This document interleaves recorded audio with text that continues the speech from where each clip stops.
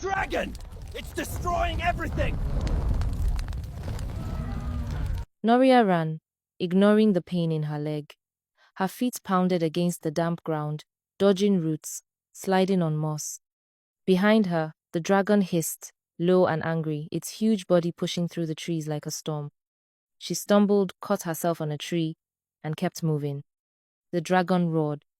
It wasn't just a sound, it tore through the air like thunder, shaking the trees. Noria screamed and dove behind a thick root. A blast of heat passed over her, so hot her skin burned. Fire lit up the forest behind her. She crawled, then ran again. Her bare feet were bleeding.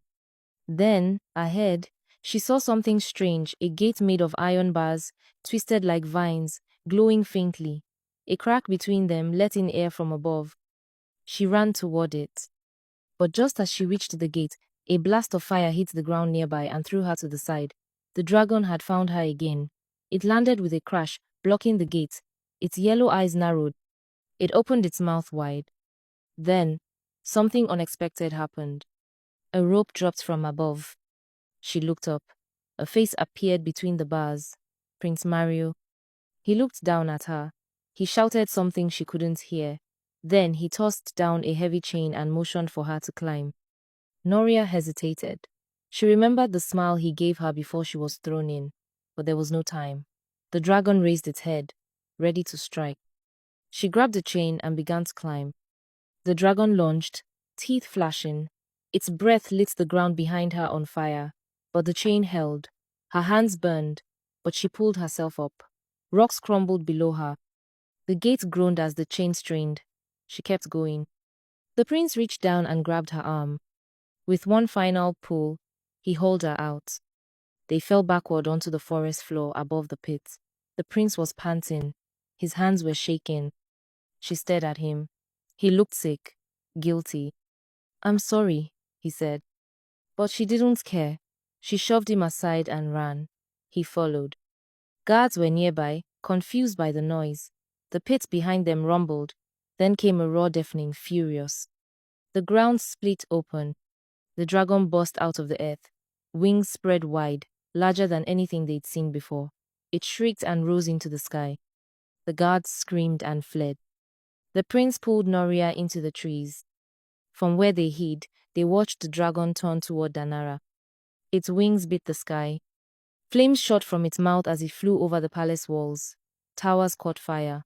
The market burned. People screamed and scattered. The city crumbled under heat and smoke. Noria turned away. Her hands were still bleeding. Her body ached. Behind her, the prince dropped to his knees. He was tired of what the kingdom was built, and he knew it won't end with him. The fire spread faster than anyone could understand. Danara had been built on stone and pride, but now the palace glowed red against a sky filled with black smoke. The people ran, screamed, trampled each other as the dragon circled overhead, raining fire on the very kingdom that had raised it from myth. From the shadows of a ruined stable, Noria watched it all. Her body ached. Her hands were wrapped in cloth torn from the prince's tunic. He hadn't stopped shaking since they escaped the pit. He sat beside her now, silent. The dragon hadn't been summoned by accident.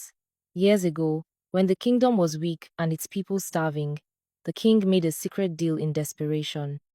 The creature promised strength, gold, and harvest that would never fail in exchange for blood. Royal blood. Every 2 years, one bride was chosen, and 10 would be needed in all. The sacrifice had to be someone outside the court, someone quiet and believing, but made royal through a simple act, the mixing of her blood with a prince's. The dragon could smell the royal line in her veins once the blood mingled. Noria was the third. Noria had no ties, no one to come for her. She was perfect, kind, willing. The lie was easy to sell. She hadn't just been betrayed by the prince. She had been offered, like the others, to keep the dragon asleep. The dragon wasn't just a monster. It was an answer to greed, to power built on lies. It wasn't just punishing the kingdom. It was reflecting what the kingdom had become. She walked out of the crypt and into the ruins. High above, the dragon landed on the palace roof. Its head turned slowly, searching. Then it saw her. She stepped into the square and raised her arms. She didn't run. The dragon moved forward, slow and deliberate, smoke curling from its jaws. Its massive form lowered until it hovered just above the courtyard. Noria didn't flinch. "I'm not afraid of you," she said, though her voice trembled. "You were wronged. So was I. But the ones who did it are gone now." The dragon growled, deep and long. She closed her eyes. "If it ends with me, then fine. But let the rest go. Let them learn from the ashes." The dragon stood still. Then it did something strange. It lowered its head and exhaled, not fire, but breath, cool and heavy, like fog. Around her, the flames began to die. Smoke faded. The cracked stones of the palace glowed faintly, then cooled.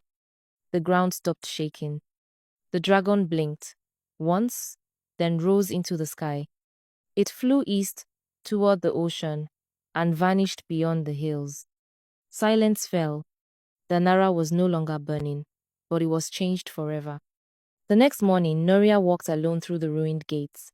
Her face was scarred. Her dress hung in pieces, but her eyes were steady. The prince had stayed behind, trying to help survivors. She didn't look back. When she reached the edge of the forest that bordered her homeland, and that was enough. Her parents were happy to have her back, as they heard of the ruins of Danara, but not the story of what actually happened. Noria never spoke of Danara again.